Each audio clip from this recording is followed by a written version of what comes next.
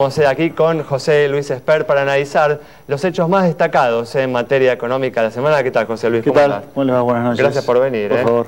Una semana en la que, como venimos hablando a lo largo del programa, cayó el dólar paralelo, subió la bolsa, a partir del optimismo por lo que puede suceder a partir de mañana con las negociaciones entre el gobierno argentino y los fondos buitre.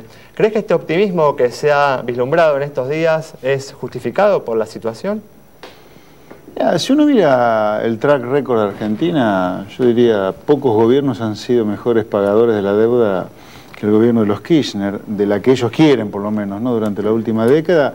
Incluso han vaciado de reservas al Banco Central con tal de pagarla. Así que si uno toma en cuenta eso, si uno toma en cuenta los pasos que dio el gobierno en esta primera parte del año, pagando parte de la deuda con el CIAD, en los juicios perdidos en el CIAD, pagándole a Repsol la indemnización por la expropiación de YPF, documentando la deuda con el Club de París, uno diría, la lógica sería que esto llegue a buen puerto y que Argentina cierre con los holders para colocar deuda externa, porque el gobierno lo que hizo, lo hizo para colocar deuda externa, para poder llegar al 2015 no tan golpeado como hoy, digamos, ¿no? Así que sería absurdo defaultear. Ahora, del lado negativo está toda esta efervescencia que el gobierno está logrando, en parte por el apoyo de la clase política del mundo, que es que si Argentina acepta el fallo, cuidado, acepta el fallo, si Argentina fue a juicio y perdió, digamos, ¿no? Desaparece Argentina por poco, ¿no? O sea, yo veo mucha efervescencia, entonces eso me tiene confundido a mí. Así que yo, como pronóstico, la verdad, no sé. Claro, por eso te hacía esa pregunta, ¿no? Porque uno lo ve al ministro buscando el apoyo de la Organización de los Estados Americanos para aparentemente desconocer el fallo. No queda claro. Ahora hay una ley de indemnidad del Estado, digamos, ¿no? Prácticamente tenemos un Estado inimputable a partir de ahora, ¿no? Pero también da la sanción del Senado. Da la sensación de que se intenta tomar una postura política, ¿no? Para complacer a ciertos sector del electorado kirchnerista, no sé. Mientras al mismo tiempo se negocia por ahí, como vos bien decís, ¿no? No sé. La verdad que no sé, porque por otro lado, si hicieras un default, de ninguna manera sería como 2001, digamos, ¿no? Cuidado, esto, si vos defaulteás, estás defaulteando la deuda bajo legislación extranjera, que no es toda la deuda que está flotando hoy. El grueso de la deuda está emitida bajo legislación argentina. De 75.000 millones de dólares que tenés flotando en títulos, la deuda en títulos en manos de extranjeros bajo ley extranjera, estás hablando de 32.000 millones de dólares. No sería el mismo incendio que 2001. Cuidado, eso a favor de pensar que pueden defaultear a lo mejor, ¿no? Por eso, no descartás de plano un hoy no te digo, a ver, yo soy economista. Yo pronostico un programa, pronostico medidas. Esto es adivinar qué es lo que va a hacer un gobierno. Es política esto, ¿no? Más que economía. Un gobierno medio loco también, digamos, ¿no? Porque por ahí hacen cosas medio extrañas. Así que... bueno, siempre siguiendo una lógica política, ¿no? Eso reconozcámoslo. Sí. No, bueno, una cosa es que la lógica política sea loca y otra cosa es la lógica política. Por ahí el país es loco, ¿no? Digamos, ya de por sí, estar haciendo lo que estamos haciendo, estar echándole la culpa a la deuda externa de nuevo, como en el fulgor de los 70, yo te diría, a mí me da vergüenza ajena, porque no hay deuda sin déficit y no hay déficit sin exceso de gasto público. Si no querés endeudar, si no querés tener buitre, no te endeudes. Hay que salvar, igual digo, la contradicción, ¿no? De estar muchos años diciendo que no se le va a pagar a los fondos buitre y ahora de repente llega un acuerdo y pagarles por ahí el 100% no va a ser fácil, que piden, ¿no? No va a ser fácil, no solo el 100%. A ver, vamos a ponerle números. El que entró al canje, en ese momento, porque con el diario del lunes puede no haber quita. Eso es una cosa absurda, que es lo que hace Pratgay, digamos. Pratgay se equivoca. ¿No? Las quitas nunca se evalúan ex post, sino ex ante. Tal cual, sí. De acuerdo con la estructura de tasas en el momento del canje. La quita en valor presente, los que entraron al canje, estaba entre 65 y 70%. En el cálculo más optimista hoy, ex post, que está mal hacerlo, pero lo voy a hacer simplemente para compararlo con la ganancia que ha sacado un buitre, por ejemplo. Ex post, en el mejor de los casos, en el que entró al canje no tuvo ninguna quita. Si vos metés el cupón, bla, bla, bla, todo el procedimiento. Ahora, si hubo un buitre que compró deuda a 30 centavos y entra al canje y se le paga el 100%, o sea, 1,30, 1,50, incluso haciendo una suerte de quita por los 15 años que no cobra nada, estaría ganando un 200%. Claro. Entonces, dibujar eso para un gobierno que ha estado diciendo que nunca les va a pagar no va a ser fácil, digamos, ¿no? Por eso yo digo, por un lado el track record es de que pagan pero veo mucha efervescencia política hacia favor de que no van a pagar. Bueno, de hecho, Timmermans, frente a la UEA, y esto es oficial, lo dijo el canciller, no lo digo yo, dijo, los que están litigando tienen el canje abierto, entren al canje. claro, la opción siempre está. Se guarda. Yo no me jugaría que esto se cierra favorablemente. Ojalá que sí, por supuesto, ¿no? Bueno, todas estas son cuestiones políticas o de lógica política, como decías, pero ¿qué hay de la capacidad de pago? ¿Tiene la Argentina los dólares necesarios para pagarle los juicios a los bonistas, por lo menos al 7% que quedó afuera? Mira, acá la historia es la de siempre. Cada peso de aumento de recaudación, la política se lo gasta. Y cuando vos le decís después que se lo gasta, che, ¿no tenés plata para pagar la deuda? Y no tengo plata para pagar la deuda. ¿Qué querés, que baje la jubilación, eche gente? Claro, pero esa es una discusión perversa. Porque si vos cada vez que aumenta la recaudación te la gastás, nunca tenés plata para pagar la deuda. Ahora, sin embargo, Entonces, yo te diría, claramente que hay plata para pagar la deuda.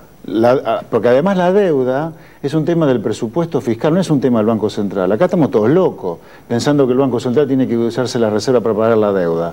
El Banco Central no está para pagar la deuda. El Banco Central está para tener una tasa de inflación baja, que no tenemos, y para tener reservas frente a corridas para que el sistema financiero sea estable, que tampoco la estamos teniendo, porque hemos perdido la mitad de las reservas en los últimos 4 años. Entonces acá hay que cambiar por completo la discusión, porque es perversa la discusión que te plantea la política. ¿Por qué? El problema de la deuda es un problema fiscal, porque son los políticos que votaron presupuestos que aumentaban el gasto, hacían déficit, se tomó deuda, la deuda no se pagó, fuimos a default, algunos no aceptaron y hoy son buitres.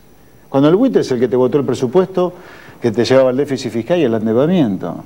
Claro. O sea, al político hay que decirle, flaco, baja el gasto público, hace algo. Así como presupuestás la asignación universal por hijo, el subsidio a Entel, a la telefónico, a la no telefónico, al tren, o lo que sea, presupuesta el pago de la deuda. Sin embargo, aquí se pagó deuda con reservas internacionales y cayeron bastante, pero sin embargo, en los últimos meses no paran de subir. Están casi en los 30.000 millones de dólares, sí, a pesar de que se depositó este pago en el famoso Banco de Nueva York. El apretón monetario que hiciste en enero tuvo ese efecto, digamos, ¿no? Pero el tema de la deuda hay que cambiar el foco. El tema de la deuda es un tema de la clase política, es un tema fiscal.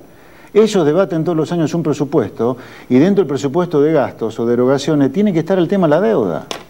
Vos estás hablando justamente, ¿no?, del tema del gasto y en los últimos días, ¿no?, por ejemplo, se dio el aumento, ¿no?, en el boleto de colectivo. Habla de un gobierno que está intentando, ¿no?, tener una política, sí, pero eso está mal, de contención, ¿no?, pero no puede reventar a la gente a tarifazos ahora, después que la reventá con la tasa de inflación. A ver, el gasto público es 1,5 billones de pesos. ¿Sabe cuántos son los subsidios a la energía, al transporte público? No llegan a 150.000. O sea, los subsidios que el Estado hace al sector privado no llegan al 10% del gasto. ¿Sabe dónde está el gasto? En empleo público. 500.000 millones de pesos. Y tampoco va a ser tan simpático, ¿no?, echar a miles de empleados públicos. El sector privado sí echa gente. Ahora, el sector público no se puede echar gente, porque eso tiene costo social. ¿Entendés? Nos estamos también tiene costo político, obviamente, de subir las tarifas de colectivos, ¿no? Es una decisión política, sí, ¿no? ¿Cuál de los dos costos políticos se asume, ¿no? El político no tiene duda que si echa un empleo público ese voto lo pierde seguro, porque es su cliente. Ahora, subir la tarifa puede quedar en el aire, digamos, ¿no? Por eso es que siempre van a preferir sacudirle al sector privado que pagar el costo político con su clientela. Pero es una discusión... Bueno, pero los argentinos tenemos que tener en cuenta en las próximas elecciones. No tenemos que permitir que siga esta discusión. Te digo, nos están ganando por goleada. A nosotros, al sector privado, a la gente de a pie, digo, ¿no? Ahora, hablando de tarifas, José Luis, esta semana también se anunció un aumento de 4% en las naftas, comenzando por YPF y siguieron las otras empresas. ¿Cómo te parece que se está manejando YPF del sector público, una empresa, digamos, estatal, que fue expropiada y que aparentemente está funcionando con las reglas del sector privado? Bueno, esto demuestra claramente que lo que quería el gobierno era quedarse con la empresa, pero con toda la rentabilidad que le negaron al sector privado en su momento. Esto ha pasado con todas las estatizaciones que han hecho, digamos, ¿no? La no rentabilidad que se le negaba, o la rentabilidad que se le negaba al privado, cuando fue estatizada, se le reconoció, digamos, porque Este fue un proceso estatizador, encubierto, pero lo ha sido, digamos, ¿no? ¿Y te parece que va a tener algún tipo de repercusión sobre los precios? Se anunció un aumento del programa Precios y Cuidados en torno al 4 o 5%. ¿Te parece que el aumento de las naftas va a yo tener te diría, impacto en... la inflación está entre 2,5 y 3% mensual. Podés tener algún mes de 2, pero la inflación está entre 2,5 y 3 mensual, está cerca de 37, 40% anual. Esa es la tasa de inflación de Argentina, te diría. Es alta. No, es alta. Yo no veo riesgos de hiperinflación, pero sí, es una inflación alta. De hecho, va a ser 10 puntos más alta que el año pasado la tasa de inflación, ¿eh? ¿Y crees que la inflación se va a mantener en estos niveles también el año que viene? Mira, a ver, para contestarte la pregunta e introducir... Tenemos igual punto. 30 segundos. Ok, el año pasado fue 25% la inflación, este año 35%, el año que viene puede ser arriba de 40%, depende de la tasa de evaluación. ¿Tenés esa expectativa vos? Sí. Bueno, muy bien. José Luis, cerramos de esta manera. La opinión, entonces, el análisis de José Luis Espert sobre las negociaciones que mañana se van a iniciar con los fondos buitre y el resto de las cuestiones que hacen a la situación de la economía argentina. Nos reencontramos mañana a las 19:30 aquí en Metro.